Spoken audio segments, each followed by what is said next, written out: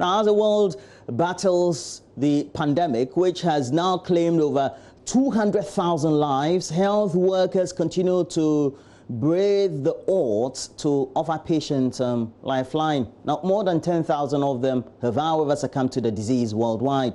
And I build up to the broadcast of our latest documentary, Inside a Treatment Center. Komla Adom puts the spotlight on life on the front lines, which features two doctors at the University of Ghana Medical Center who are giving it all up just to offer medical care to patients with coronavirus at the facility.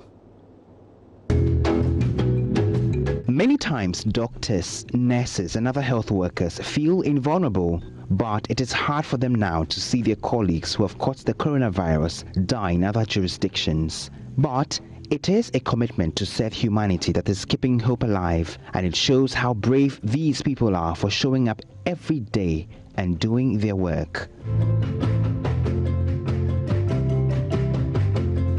My medical director in particular cares about the people, and while his jurisdiction is the doctor, so I can speak only as a doctor, and they make sure that you take care of yourself. I have one colleague who, as we say in Chinga, it's not many just to Dr. Susan Siabi, but she makes sure that I do the right thing. Sometimes I forget I'm going to hug someone and said, I'm a social distancing or this, or I'm a, you looked at it. We look out for each other. Someone doesn't see you for a couple of days, you get a call to make sure that everything is okay.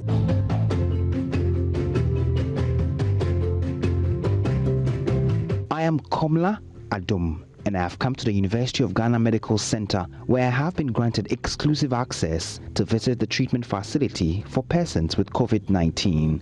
I meet Dr. Emmanuel Amoah and Dr. Amma Edwin, who are directly offering care to some of the patients in this facility. Before they go into the treatment facility, they need to be appropriately gowned. In fact, personal protective equipment, what we famously call PPEs, are precious now, probably counted like narcotics. But it is for good reason. We're about to find out how much. We are going to wear our full PPE. The reason is simple. When we go in there and then anybody needs any care, because we are in full PPE, we can offer the level of care, the needed care for every patient. If you are not fully donned, then when you go in, there may be some procedures you may not be able to do because we are not in the appropriate personal protective equipment. But Dr. Amoah and Dr. Edwin do not don their PPEs unguided. We have supervisors here whose sole responsibility is to make sure that healthcare workers are donned properly before they go to offer service. So they will read you the steps and you dress appropriately before they can tell you that now you are okay to go.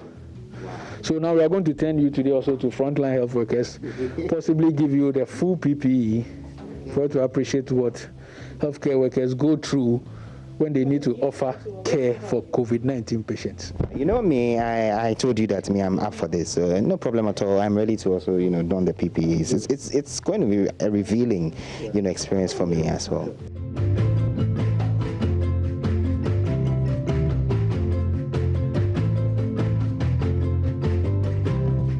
What you are seeing now is a session where the doctors are donning their full PPEs, of course being supervised by people who are designated to supervise the donning of the PPEs. As you can see, it's actually not a child's play here. I did not check the timer, but this careful and thorough process lasted more than 30 minutes for us all. I have to tell you that it's not an easy process. My camera technician, Sami Asante, is here with me. Sami, are you sure you can breathe? I'm managing. And I'm going to go in the treatment area with Sami Asante, also with Dr. Emmanuel Amoah and Dr. Amma Edwin. Come with us.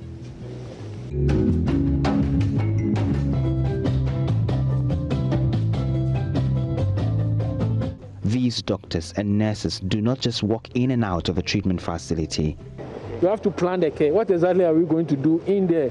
So that when you go in with, let's say, a doctor and a nurse, you'll finish all that has to be done for the patients before you come out. Because we want as minimum exposure as possible. Dr. Amma Edwin has taken the lead. She's interacting with some of her patients and probably seeking their consent to have us come by.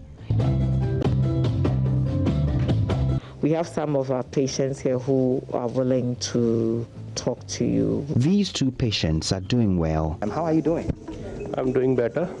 Yeah, sure, everything is going well and we are under the treatment and we are getting better. I actually wasn't breathing properly, so I had to come in so that they can monitor me properly with oxygen and so on, support. Akai and Polo, as I choose to call them, say the health workers, including Dr. Amoa and Edwin, have been truly helpful. As I'm here for past 1 week now.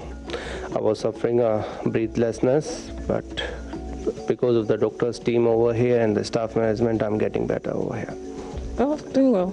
The doctors have been very supportive, and the jacks have been working, so we're fine.